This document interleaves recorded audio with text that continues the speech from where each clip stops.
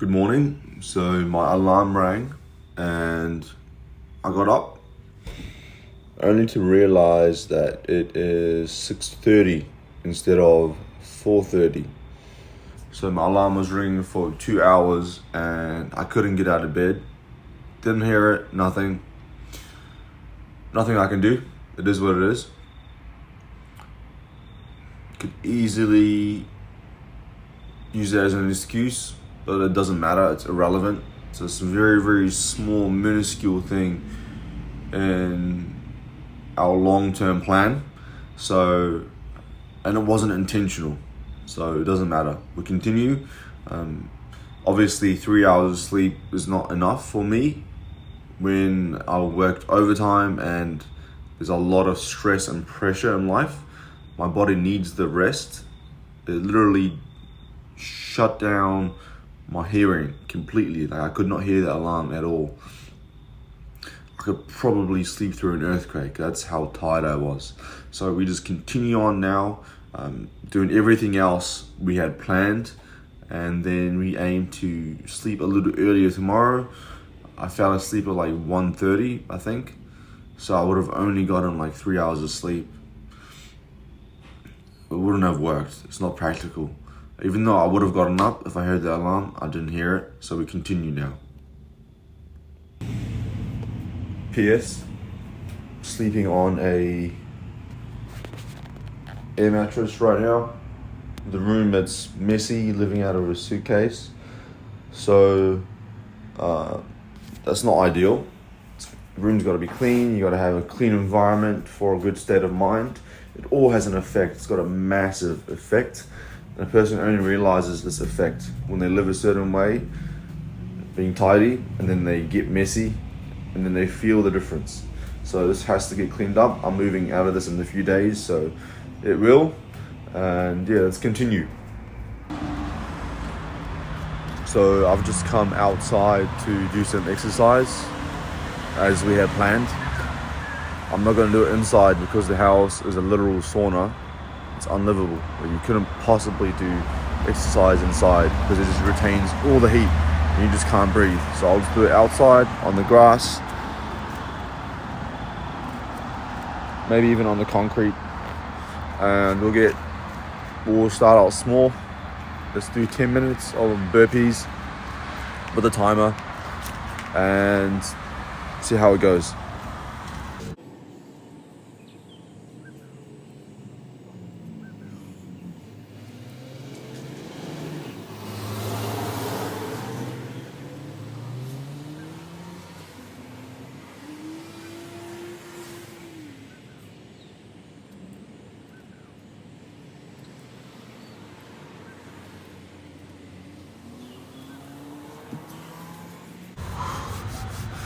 That was 10.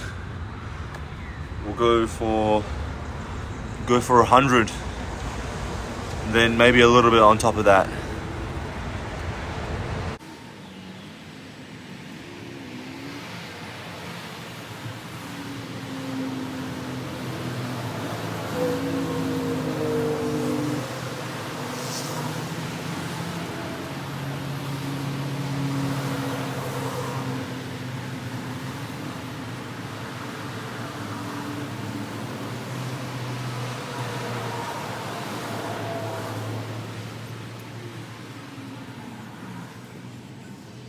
Haven't done these in a while, so it's not enjoyable. I don't want to do this.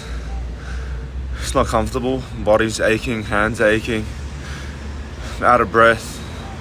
And it's only been 20, but we continue.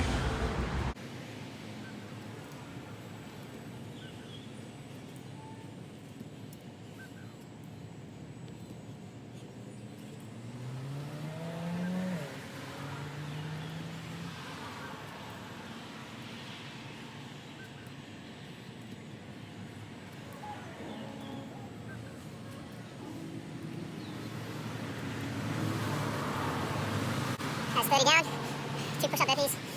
First set was warm-up. The further we go into this, the more apparent the self-talk will be, the negative self-talk. When you push yourself, at least when I push myself past my comfort zone, I get to really see who I am on the inside by the programming, by the talk that happens. And this is a perfect opportunity to correct this negative talk, to replace it. Building self-respect, self-love, self-confidence through your self-talk.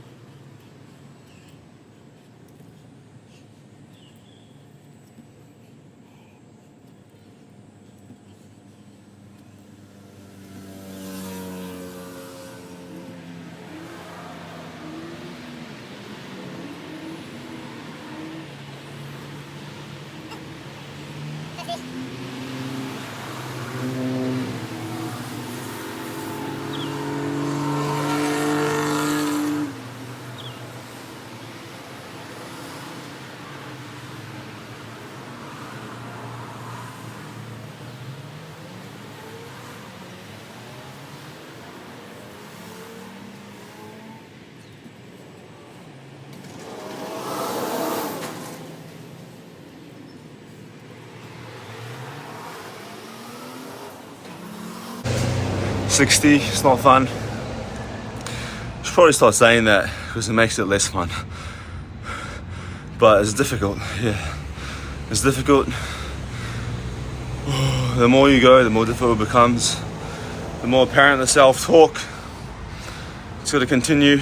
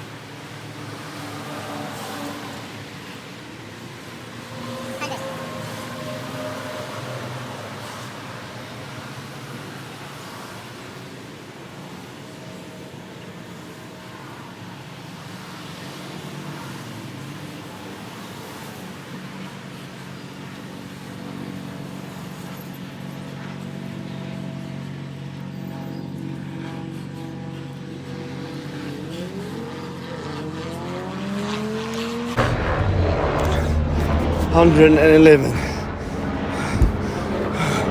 It's always good to do more than you planned.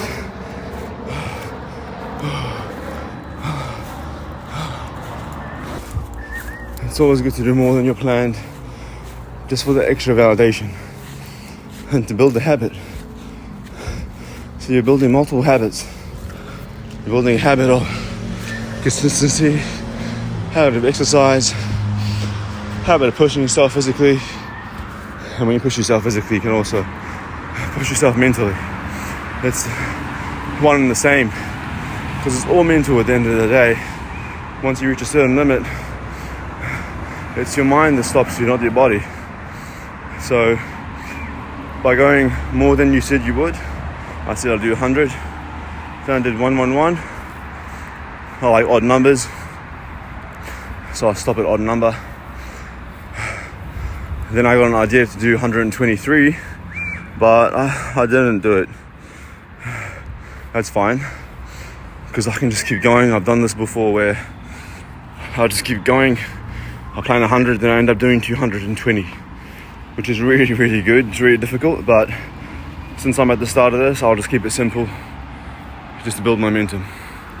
That's the first part of the day done. No, it didn't take too long, 10 minutes or so, to validate myself, get the extra boost of confidence. It may not be too apparent on the short term, although I do this difficulty on a month, 2 months, then it will be obvious the confidence you get on day-to-day life. It's undeniable. You feel it. You start your day in the morning going to work, and everyone is just getting up, tired, rubbing their eyes, and you're there ready to go, confident as fuck. Yeah, now on to the next thing, which is probably shower first, drink water, 1.5 liters of water, and then after that I'll do visualization, some gratitude, and get my day started. Probably even go gym, to be honest, for a second workout.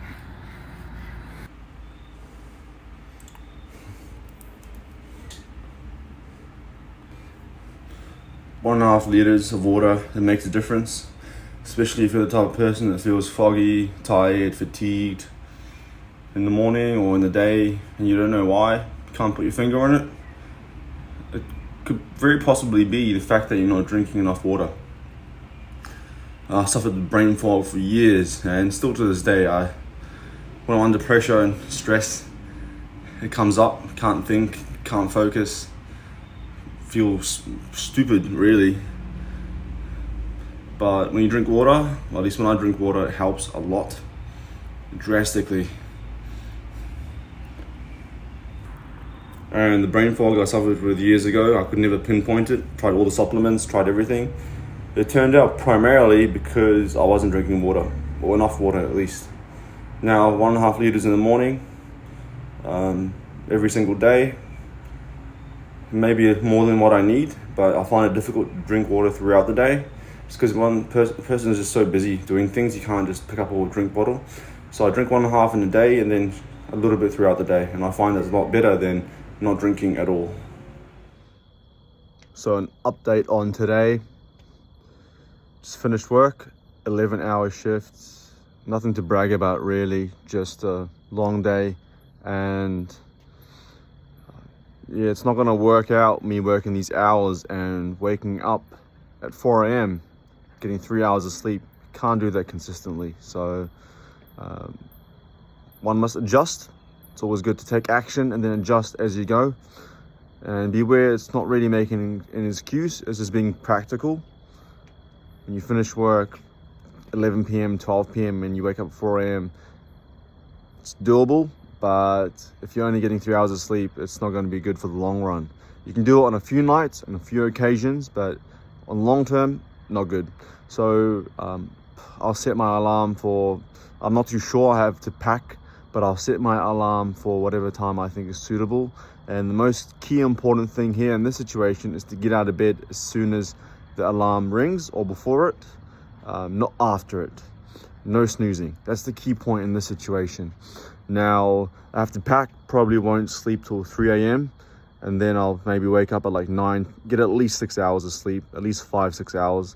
And in regards to yesterday, fell asleep at 1 o'clock, alarm set for 4:30. I didn't wake up to the alarm, didn't even hear it until 6:30. I'll let myself slide with this one only for the fact that I did not hear it, even though it is a little bit of an excuse, but fucking what are you gonna do? I didn't hear it. I was asleep. In the future, in the situation, it's better to sleep earlier, but it is what it is. We continue. I have failed the task essentially, but I really don't give a shit. Nothing is going to stop me, God willing, and I'm going to continue down this path, getting out of the rut. I already feel 10 times better, and it's only been a day, so I can only imagine what it'll be like in 30-60 days as I pick up momentum, pick up pace, as I pick up speed, belief, self-confidence. We just continue.